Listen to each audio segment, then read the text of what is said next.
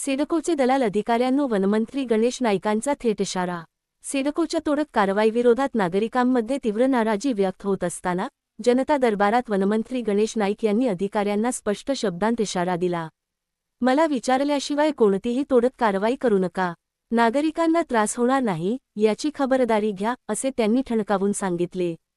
स्थानिक नागरिकांनी सिडको अधिकाऱ्यांवर भ्रष्ट बिल्डरांशी संगनमत असल्याचा गंभीर आरोप करत संताप व्यक्त केला। काही अधिकाऱ्यांकडून निवडक कारवाई केली जात असल्याचा आरोपही यावेळी करण्यात आला। या पार्श्वभूमीवर गणेश नाईक यांनी प्रशासनाला पारदर्शकता राखण्याच्या आणि सर्वसामान्यांना न्याय देण्याच्या सूचना दिल्या।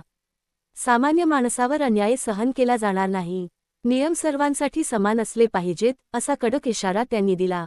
जनता दरबारात मोठ्या संख्येने नागरिक उपस्थित होते।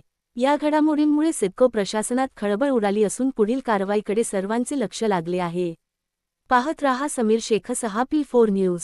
लाईक करा, शेअर करा, सबस्क्राईब करा। तुम्ही विचारात आहे, परंतु हे या ठिकाणी नवी मुंबईमध्ये 15-20 वर्षापूर्वी बांधलेल्या चाली तोडून त्या ठिकाणी बिल्डरला प्लॉट अलॉट करण्याचं काम तुमची यंत्रणा करते। भ्रष्ट लोक आहेत ते।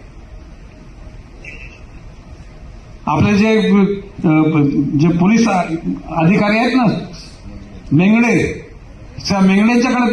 फक्त बोलतात त्या गोष्टी करतात। अरे पण तुम्ही सर्रास माननीय मुख्यमंत्र्यांना सांगितले इथून सिडको हटवा, आम्हाला सिडको नकोय, आता फ्री होल्ड लँड करा।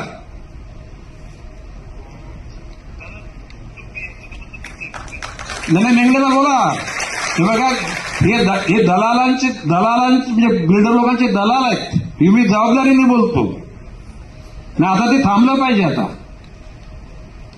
ते तुम्ही जबाबदारी घ्या जरा। त्या मेंगडेला सांगा की नवी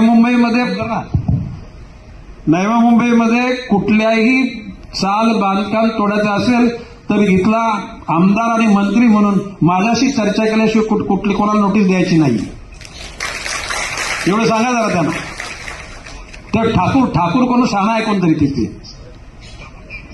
भरत ठाकूर ना, भरत ठाकूर बोला जरा नमस्कार।